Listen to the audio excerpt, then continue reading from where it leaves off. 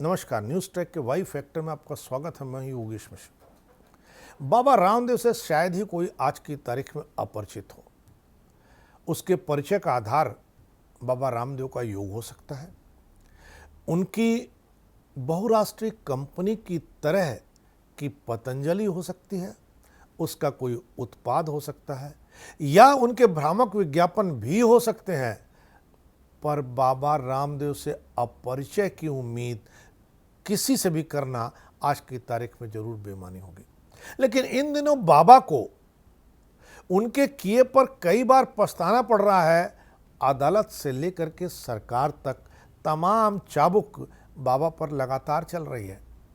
अलग अलग अदालतें बाबा के किए का खुलासा कर रही हैं, बता रही हैं कि बाबा किस तरह हमको आपको अपने विज्ञापनों के मार्फत भरमा रहे थे और उन्होंने अपनी अकूत संपत्ति कैसे कैसे खड़ी की। बॉम्बे हाई कोर्ट ने पतंजलि पर 4 करोड़ रुपए का जुर्माना लगाया है, जबकि दिल्ली हाई कोर्ट ने पतंजलि से कोरोना के इलाज वाले विज्ञापन को हटाने को कहा है।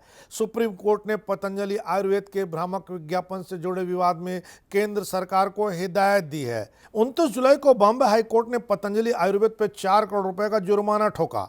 पतंजलि पर यह जुर्माना कोर्ट के अंतरिम आदेश के उल्लंघन पर लगाया गया, जिसमें कोर्ट ने पतंजलि को कपूर वाले उत्पाद न बेचने के लिए कहा था। जस्टिस RI चागला की बेंच ने कहा कि पतंजलि जानबूझ के कानून का उल्लंघन कर रहा है। पतंजलि का इरादा अदालती आदेश का उल्लंघन करना है। हाईकोर्ट ने बीते साल अंतरिम आदेश जारी किया था। आदेश में मंगलम ऑर्गेनिक्स लिमिटेड की ओर से दायर ट्रेडमार्क उल्लंघन मामले के संबंध में पतंजलि के कपूर उत्पाद बेचने पर रोक लगाई गई थी। सुप्रीम कोर्ट ने पतंजलि मामले की सुनवाई के दौरान केंद्र से कहा कि वह दवाओं के भ्रामक विज्ञापनों के खिलाफ शिकायतें सार्वजनिक करें। कोर्ट ने कहा कि उपभोक्ता शिकायतों की प्रगति की निगरानी के लिए आयुष मंत्रालय डैशबोर्ड का निर्माण करे तथा कोई गलत ब्रांडिंग न हो, यह सुनिश्चित करने के लिए विज्ञापनों की पूर्व स्वीकृति हो।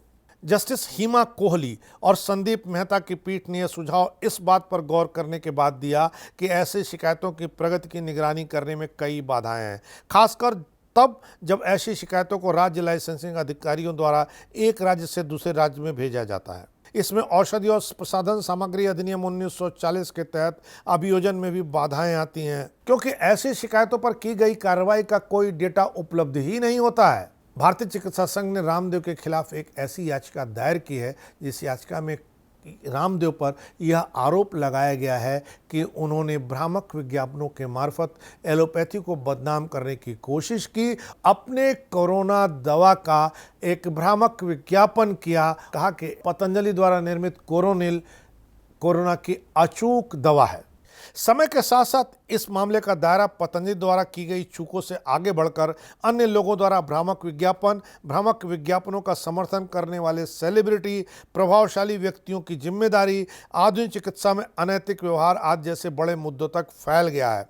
अधिवक्ता शादान फरासत को न्यायालय में एमिक्स क्यूरी के रूप में सहायता करने तथा ऐसे मुद्दों पर विभिन्न राज्यों और विनियामक प्राधिकरणों द्वारा प्रस्तुत आंकड़ों को एकत्रित करने के लिए नियुक्त किया गया। न्यायालय को बताया कि छत्तीसगढ़, गुजरात, पश्चिम बंगाल और दिल्ली राज्यों में बाबा रामदेव के खिलाफ भ्रामक विज्ञापनों की बहुत ढेर सारी शिकायतें अलग अलग समय पर हुई। उन शिकायतों को एक दूसरे राज्यों में भेज करके टाला जाता रहा है। इसके पीछे यह कहा गया कि इस दवा के निर्माण की इकाई उस राज्य में नहीं है। न्यायालय ने पाया कि उपभोक्ता द्वारा की गई शिकायत का कोई डेटा किसी भी सरकार के पास उपलब्ध नहीं है। न्यायालय ने कहा कि इससे उपभोक्ता असहाय और अंधेरे में रह जाता है।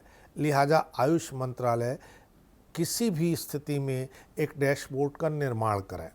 इसके साथ ही सुप्रीम कोर्ट ने उत्तराखंड सरकार से 14 पतंजलि प्रोडक्ट्स के निलंबन पर फाइनल फैसले के निर्देश भी दिए। उत्तराखंड सरकार ने इस पर अंतिम फैसला भी सुना दिया।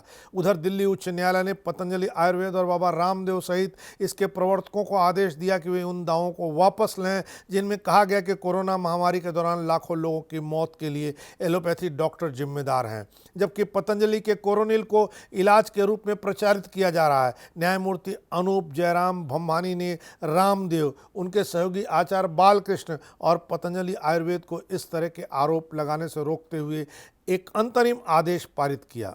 न्यायाधीश ने यह भी कहा कि मैंने प्रतिवादियों को 3 दिन के भीतर ऐसे सभी भ्रामक ट्वीट हटाने के निर्देश दिए हैं। यदि प्रतिवादी ऐसा नहीं करता है तो सोशल मीडिया कंपनियां ऐसा करने के लिए स्वतंत्र हैं। पतंजलि आयुर्वेद लिमिटेड ने सुप्रीम कोर्ट को यह इत्तला दी है कि उसने 14 दवाओं का उत्पादन बंद कर दिया है।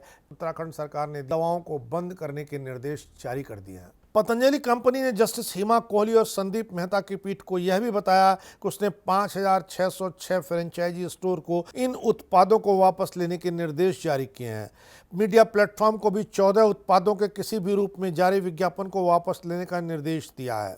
हालांकि बाबा रामदेव ने अदालती आदेश का उल्लंघन करते हुए जनवरी 2024 तक एलोपैथी के खिलाफ किए गए अपने भ्रामक विज्ञापन, अपने दावे और अपनी कोरोनिल को लेकर के बड़े बड़े सफलता के दावे जारी रखे थे। यही वजह थी कि 27 फरवरी को अदालत को बहुत कड़ा रुख अपनाना पड़ा। अदालती रुख के बाद बाबा रामदेव ने माफ़ीनामे का विज्ञापन भारत के सभी अखबारों में छपवाया। देखना है बाबा अपने आर्थिक साम्राज्य को बड़ा रखने के लिए और बड़ा बनाने के लिए इस तरह के कार्यक्रम और इस तरह के दावे जारी रखते हैं या अदालती चाबुक से उनमें कोई सुधार आता है। इस बार इतना ही। अगली बार फिर मिलेंगे किसी नए सवाल पर नए ढंग से बात करने के लिए। तब तक के लिए नमस्कार।